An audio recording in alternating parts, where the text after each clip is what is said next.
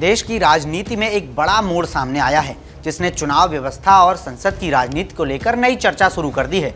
नमस्ते, मेरा नाम प्रदीप पाल है और आप भारत अपडेट देख रहे हैं। दरअसल देश के मुख्य चुनाव आयुक्त ज्ञानेश कुमार को लेकर विपक्ष ने बड़ा कदम उठाने की तैयारी कर ली है।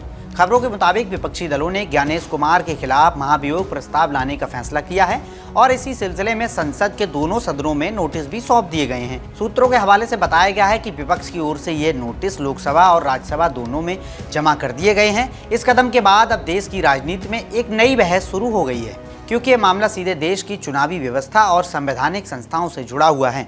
विपक्ष का आरोप है कि मुख्य चुनाव आयुक्त ज्ञानेश कुमार अपने पद की निष्पक्षता को बनाए रखने में असफल रहे हैं और उनके कुछ फैसलों से ऐसा लगता है कि वे सत्ताधारी पार्टी भारतीय जनता पार्टी को फायदा पहुंचाते रहे हैं। विपक्षी दलों का कहना है कि चुनाव आयोग एक स्वतंत्र और निष्पक्ष संस्था होनी चाहिए, लेकिन हाल के कुछ फैसलों और कार्रवाइयों को लेकर उन्हें गंभीर आपत्ति है। इसी वजह से अब विपक्ष ने महाभियोग प्रस्ताव के जरिए उन्हें पद से हटाने की मांग उठाई है। राजनीतिक गलियारों में इस कदम को काफ़ी बड़ा माना जा रहा है, क्योंकि ऐसा बहुत कम देखने को मिलता है जब मुख्य चुनाव आयुक्त के खिलाफ संसद में महाभियोग की प्रक्रिया शुरू करने की बात सामने आती है। यही कारण है कि इस मुद्दे ने राजनीतिक माहौल को और गर्म कर दिया है। अब सवाल यह भी उठ रहा है कि आखिर मुख्य चुनाव आयुक्त को हटाने की प्रक्रिया क्या होती है और ये कैसे पूरी की जाती है। दरअसल भारत के संविधान में इस बारे में साफ प्रावधान किया गया है। संविधान के अनुच्छेद 324(5) के मुताबिक मुख्य चुनाव आयुक्त को उसी प्रक्रिया से हटाया जा सकता है जिस प्रक्रिया से देश के सर्वोच्च न्यायालय के किसी न्यायाधीश को हटाया जाता है। यानी यह प्रक्रिया काफ़ी सख्त और विस्तृत होती है, ताकि किसी भी संवैधानिक पद पर बैठे व्यक्ति को बिना ठोस आधार के हटाया ना जा सके। इस प्रक्रिया की शुरुआत संसद से होती है। अगर मुख्य चुनाव आयुक्त को हटाने का प्रस्ताव लाना हो तो इसके लिए लोकसभा के कम से कम 100 सांसदों या राज्यसभा के कम से कम 50 सांसदों के हस्ताक्षर जरूरी होते हैं। जब इतने सांसद किसी प्रस्ताव पर हस्ताक्षर कर देते हैं तो उसे संबंधित सदन के सभापति या अध्यक्ष के पास जमा किया जाता है।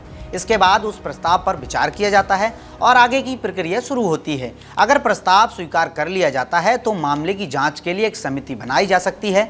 यह समिति आरोपों की जांच करती है और यह तय करने की कोशिश करती है कि लगाए गए आरोपों में कितनी सच्चाई है।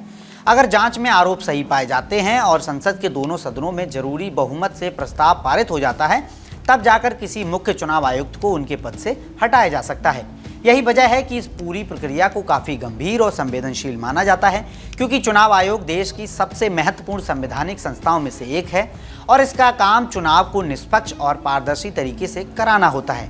इसलिए इस संस्था की विश्वसनीयता बनाए रखना बहुत ज़रूरी माना जाता है। राजनीतिक दलों के बीच मतभेद होना अलग बात है, लेकिन जब मामला चुनाव आयोग जैसे संस्थान तक पहुंचता है तो यह देश की लोकतांत्रिक व्यवस्था से भी जुड़ जाता है। फिलहाल विपक्ष की ओर से उठाया गया यह कदम आने वाले दिनों में संसद के अंदर बड़ी बहस का कारण बन सकता है। अगर यह प्रस्ताव औपचारिक रूप से आगे बढ़ता है तो संसद में इस पर गंभीर चर्चा देखने को मिल सकती है। वहीं दूसरी तरफ सत्ताधारी दल और चुनाव आयोग की ओर से भी इस पूरे मामले पर प्रतिक्रिया सामने आ सकती है। कुल मिलाकर यह घटनाक्रम भारतीय राजनीति के लिए एक अहम मोड़ माना जा रहा है। यह मामला सिर्फ किसी एक व्यक्ति तक सीमित नहीं है, बल्कि इससे चुनाव आयोग की भूमिका, उसकी निष्पक्षता और लोकतंत्र में उसकी जिम्मेदारी को लेकर भी चर्चा तेज हो सकती है। आने वाले समय में संसद और राजनीतिक दल इस मुद्दे को किस तरह आगे बढ़ाते हैं, यह देखना दिलचस्प होगा। लेकिन इतना जरूर है कि इस बहस ने देश की चुनावी व्यवस्था और संवैधानिक संस्थाओं की ताकत को लेकर एक बार फिर लोगों का ध्यान अपनी ओर खींच लिया है।